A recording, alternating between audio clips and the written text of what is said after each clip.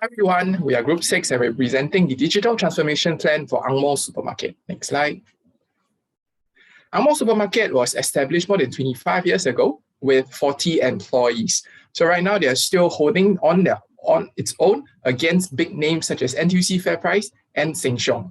So the outlets are pretty small. They are the size of a typical neighborhood NTUC, but they have a large variety of food stuff in that small space. So they don't really sell fresh produce as well. But you can find pretty much most of the things that you need for a traditional Asian, predominantly Chinese pantry. So as of end 2020, they operate 13 outlets island-wide, but predominantly the outlets are located in the north and northeastern part of Singapore. Next slide. So there are three factors or three areas where Ang Mo Supermarket excels. Firstly is the location. So their stores are located within HDB's estates. This ensures a steady stream of consumers from around the area. So stores are also not located in malls or key tourist destinations. This helps to manage their rental costs. This results in a convenience. This allows convenience for the nearby residents because these stores are usually located in housing estates on the void decks of apartment blocks. In terms of price, Ang Mo Supermarket, most products are on offer, and these are lower than the usual price. This everyday low pricing strategy helps to drive consumer traffic. Lastly, the range of our products that Ang Mo Supermarket carry may be more than just food items, at least for some of the outlets. These can include hardware items, utensils, etc. This has more variety than the usual convenience stores such as 7-Eleven or Cheers, as well as the small medium format supermarkets. As I mentioned earlier, they focus on traditional Asian pantry products, and these are usually canned food and dried food. Next slide. So what makes Ang Mo Supermarket unique is that they are operating in almost full manual operations, and there is a large number of staff who are involved in merchandising or displaying of the products. Every item has a manual sticker on the product itself, and the stocks are spread across the aisles and on top of shelves, and the staff is usually busy arranging it every now and then. Next slide. So a brief overview of the competitive landscape that the Ang Mo Supermarket is competing in. So the key players are NTUC FairPrice, Dairy Farm Group, which consists of Giant, Guardian, and Cold Storage, the Sheng Siong Group, as well as Watsons. They also compete against online marketplaces such as Qoo10, Lazada, RedMart, Shopee S-Mart, as well as Amazon. Other local players include House Supermarket, Prime Supermarket, as well as Mustafa. Next slide. So some industry and consumer trends include the consumer experience. So more and more consumers, they want convenience in terms of shopping, paying, delivery, etc. So more offline retailers are setting up a brick and click play via online presence. So even if consumers go to the physical store, they can just grab and go without queuing up at the cashier. Additionally, the loyalty system is prevalent across most key retailers. In terms of retail structure, e-commerce is prevalent in across many companies, and these are website or app-based solutions with quick delivery time and special promotions during special events such as the 1111 sale.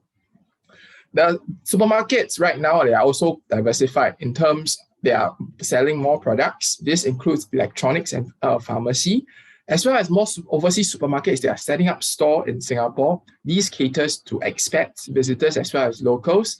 They sell specialized imported goods and they cater to the novelty factor.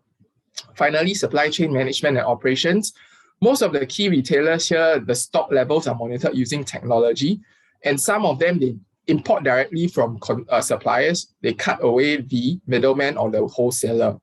So supermarkets are also selling more items. This results in more revenue. But all in all, this industry is still pretty much labor intensive, but the type of labor may be more specialized. Next slide. And I'll now pass on the time to Adi. Okay, thank you, Daniel. We've seen the Ang Mo problem statement and pain points as follow. Number one, to serve the 13 outlets in Singapore, Ang Mo has a central warehouse at Thakore Lane, Thomson. As the central warehouse, they manage all of the inventory supply, restock, return goods, and so on. As you've seen in the previous slides, in-store operations are done almost fully manual. Then there's no surprise that we found the central warehouse also do everything manually, from receiving orders from stores, distributing the products, maintaining stock level at the warehouse, and so on. The second one, as the price tag in the store itself is printed and stick manually on each item, you can imagine the retail sales price maintenance or RSP maintenance is so difficult to be performed. Every items should be resticked with the new price tag. And also while doing promotion, when the promotion cycle is changed, consumers may be charged with the wrong price, may be overcharged or undercharged. As every store manages their inventories and they don't have back storage, this results the shipping aisle is so narrow and customers have difficulties to pick up products even just to walk across the aisles. The last problem statement we found is that Angmo doesn't have online presence and there's no loyalty program to retain regular customers.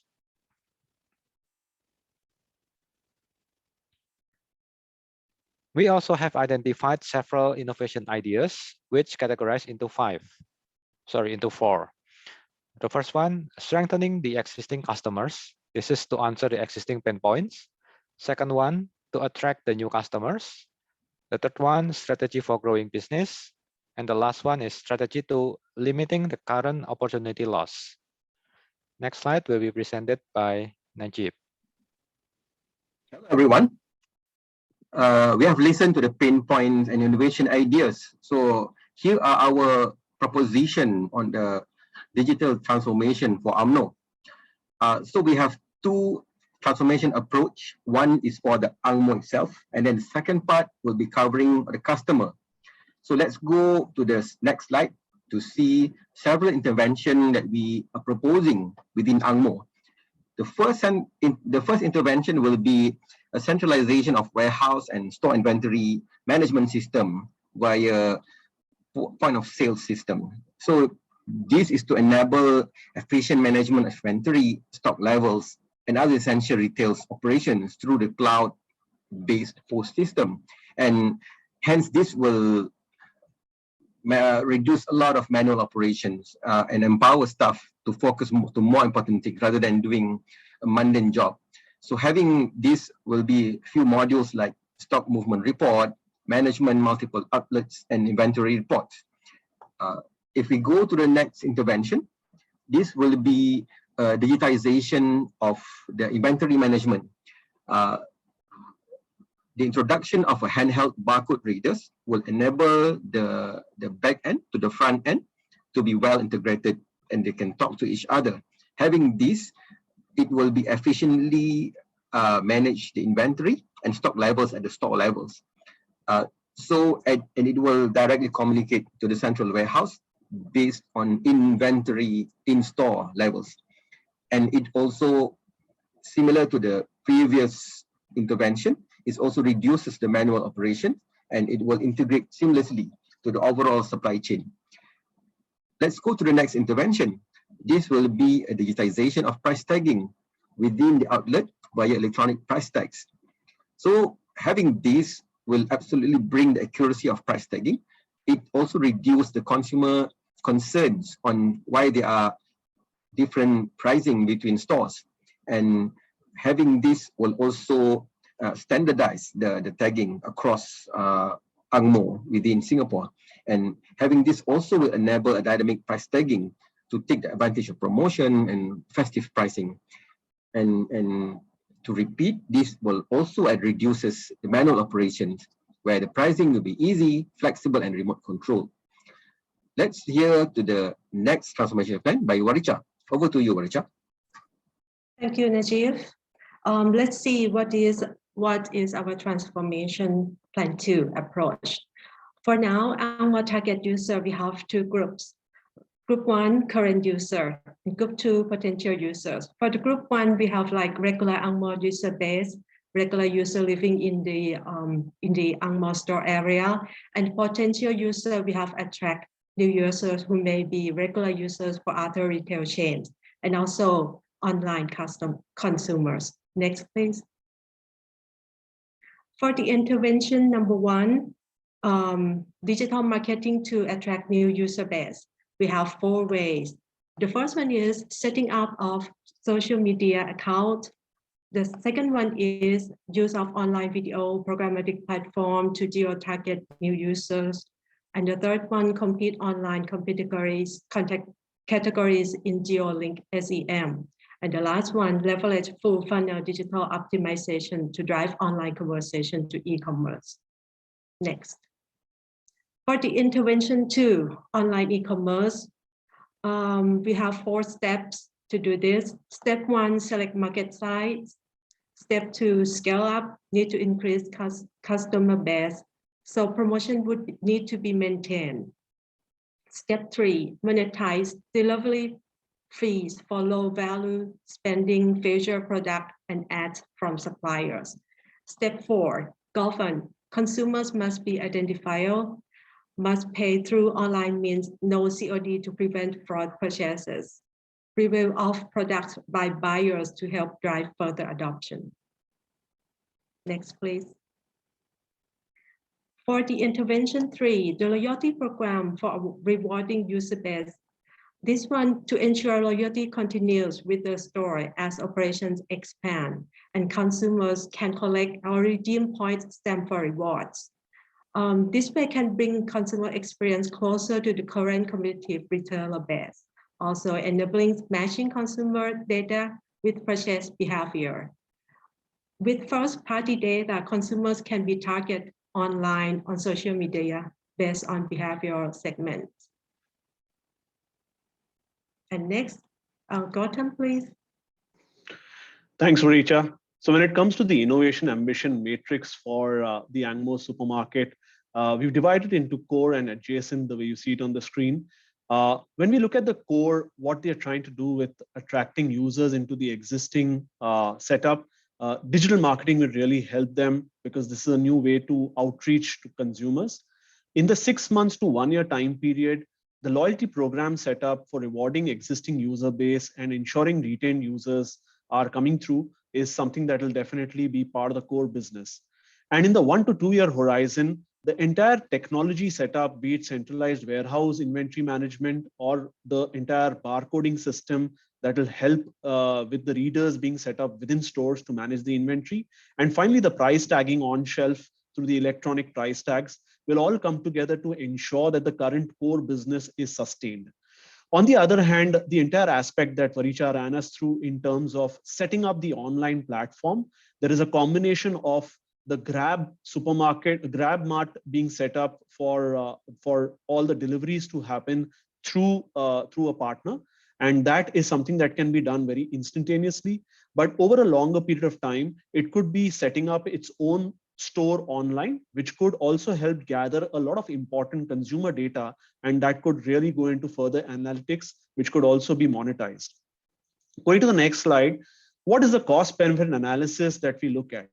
The technology setup in terms of the inventory and digital supply chain requirements will be a cost impact, but the entire effort will give a huge benefit in terms of the labor and time saving that will allow the staff to really upskill themselves, increase productivity, and the overall opportunity loss that currently Angmo might be facing because some of the consumers might not really be using the services.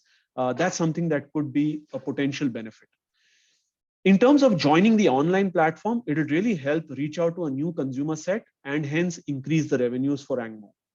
Going to the next slide, the overall conclusion is that Angmo really needs to start its digital transformation journey as soon as possible because this is going to be inevitable from a future point of view.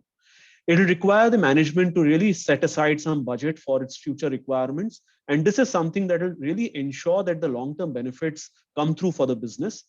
The overall staff and resources will need a mindset shift because the productivity increase will really be something that they need to work towards, efficiency in the working pattern, and they would also need to start penetrating digital marketing in a new way from scratch. All said and done, the entire online journey and digitization of its efforts will help it also drive a lot more in terms of data, which could then be monetized for sharing with other partners, of course, in a hashed manner, which could help keep the PDPA consistency when it comes to consumer requirements. Lastly, in terms of doing this entire project, it's been a good effort across the team, wherein we had store visits, we had mystery shopping interactions and discussions with the store staff. We also interviewed some CPG salespersons dealing with Angmo, and there's a lot of secondary research, as you've seen through the entire slides. So thank you to the entire team and to all of you who are viewing this. Thanks once again. Thank you.